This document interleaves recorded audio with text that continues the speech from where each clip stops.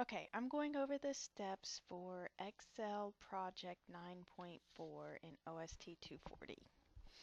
So step 1 and 2 goes over downloading your project file and enabling editing. So we'll go ahead and start on step 3. So this step wants us to apply a data validation rule.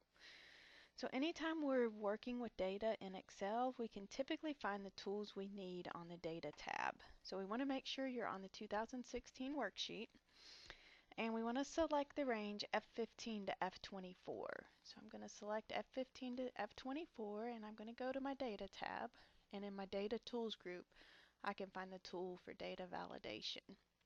So I'm going to select data validation, and I get the data validation criteria window. So the instruction tells us that we want to use whole numbers, and we want those numbers to be between 500 to 5,000. And it also tells us that we do not want to ignore blanks. So we want to uncheck ignore blanks because we want blanks to be considered invalid data as well. So we go ahead and click OK. And really you can't tell a difference yet. So we want to go back up here to data validation, and we want to circle that invalid data. So now we can easily recognize the invalid data on our table. So we want to jump over to worksheet 2017 shipments, and we want to do the same thing. So we're going to select that range F15. This time it's to F26. Again, we'll go to data validation, and on our criteria, we want to allow whole numbers between 500 to 5,000. And again, we want to uncheck ignore blanks and click OK. And again, we'll jump back up here and circle that invalid data. So this time we have 3 invalid numbers in our data. So the next step, which is step 4, it wants us to add a comment to cell F20. So when we want to add a comment, typically we're doing some kind of review. So we want to go to our review tab, and here we can add a comment. And on our comment, we just want to type in lookup cost. And so step 5 tells us that we want to unlock the blank cells so someone can update that data after the worksheet protection has been applied. So when you protect a worksheet, typically you no longer have access to make changes to data. So if we wanted to add values later after the worksheet is protected, we wouldn't be able to without unlocking this cell. So I'm going to select the cell, and I'm going to right click. I'm going to go down my list to Format Cells, and when I get the Format Cells window, I'm going to click the Protection tab, and I just want to uncheck Locked and click OK. And I'm going to jump over to my 2016's worksheet, and I want to do the same thing for that blank cell. So right click, Format Cell, Protection, and we just want to check Unlocked. Click OK. Alright, so step 6, we want to apply data validation rule to cell C15 to C24. So I've got cell C15 to C24, and this is a list of location IDs. And so what we want to do is we want the value for these cells, we want to make sure that they're coming from a specific range on one of our other worksheets, which is our location worksheet. So again, we want to go to our data tab, and we want to go to data validation. And this time we want to change our allow criteria to list. And so then we want to identify our source. So our source of data, or a list of data, is coming from the locations worksheet. And I'm going to select that range A2 to A26. And let's see, we want to include an in-cell drop-down list, so we have that, and we do not want to allow blanks. So we're going to uncheck ignore blanks, and then just go ahead and click OK. And notice we have one piece of invalid data here that's circled. If for some reason the one you did not circle, remember you can go up here to data validation and click circle invalid data. So we'll go ahead and go to 2017 shipments, and we want to do the same thing. So we want to select that range C15 to C26, and we want to do that data validation again. So we want to change our allow to list, and then again we want to navigate to our source, select that range on the location worksheet. So it's the range is A2 to A26, and we want to make sure that the end cell drop down is checked, and we want to uncheck the ignore blank. Go ahead and click OK. So we don't have any invalid data on the 2017 shipments, but we do on the 2016.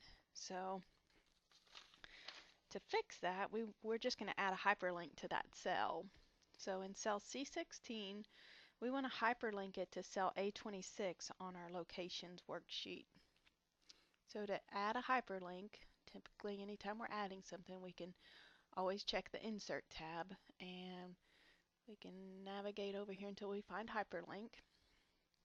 And so this one, we're actually hyperlinking to a place inside of our existing document. So we're going to choose this option, and it tells us that we can choose the cell reference. So our instruction tells us we want to reference cell A26, and the cell A26 is on the locations worksheet, so we want to choose that. So now we can go ahead and click OK.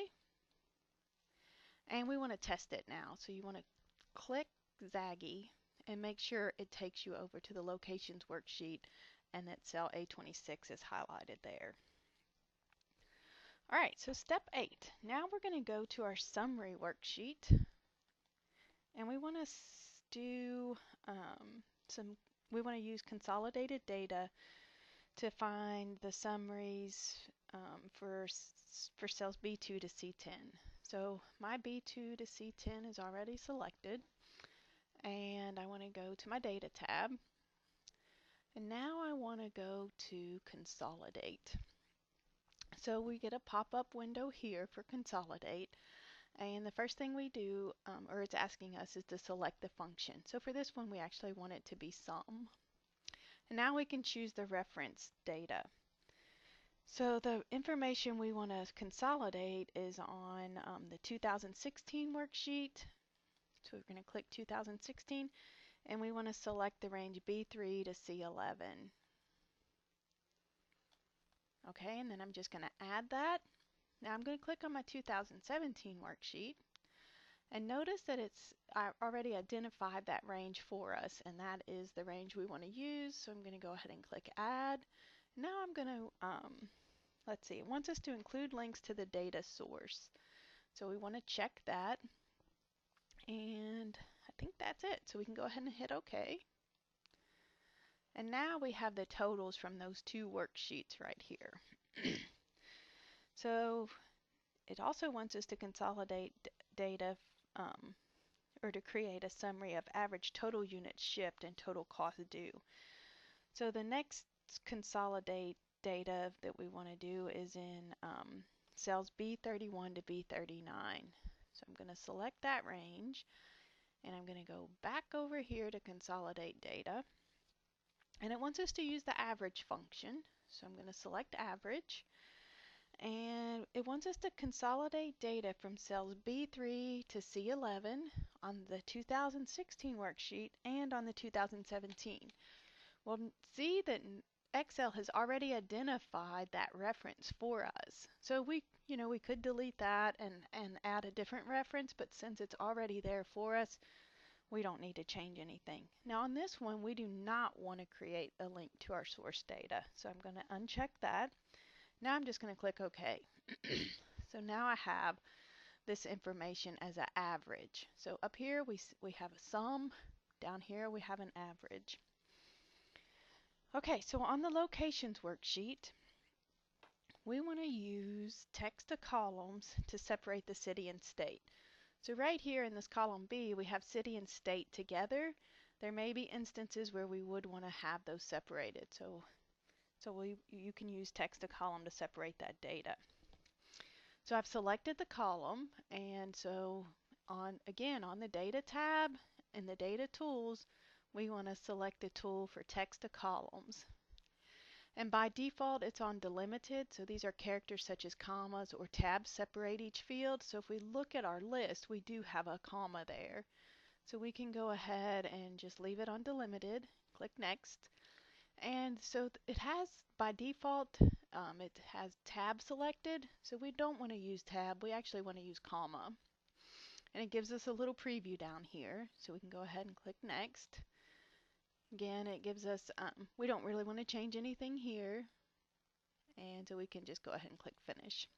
So now we have our city and our state, or our country, separated. So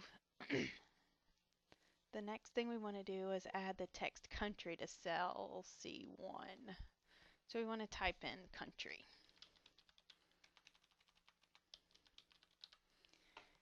And on country, we want to use format painter here, and we want to copy that formatting to the country cell.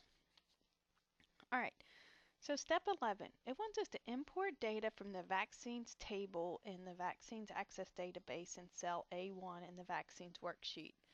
So here I'm going to click the vaccines worksheet, and I'm going to select cell A1. So since we want to import data, we can go to our data tab, and now we can choose our data source. So it tells us that this is a database. So we have vaccines in the access database. So we can go ahead and click access. And then hopefully you downloaded the resource file. If not, you probably need to download it first before you complete this step. So I have it in my downloads folder, and so I'm going to navigate to it, and so I'm going to select my vaccines database, and I'm going to click open. Now here I'm going to get a window, and of course when we're working with databases, you know, there's often multiple tables. So now we have a list of all the tables in this database, and we can choose which table we want to import into our Excel worksheet. So we want to select the vaccines table, so down here at the bottom, and click OK. And then it's just giving us some options for the import. So select how you want to view your data in your workbook. So we want to view it as a table. And so we'll just go ahead and click OK. So now we have all those records in our worksheet from Access in our vaccines worksheet. Okay, so that was it. So once you finish that step, then you can go ahead and save your project and upload it for grading. And if you have any questions, feel free to send me an email or give me a call.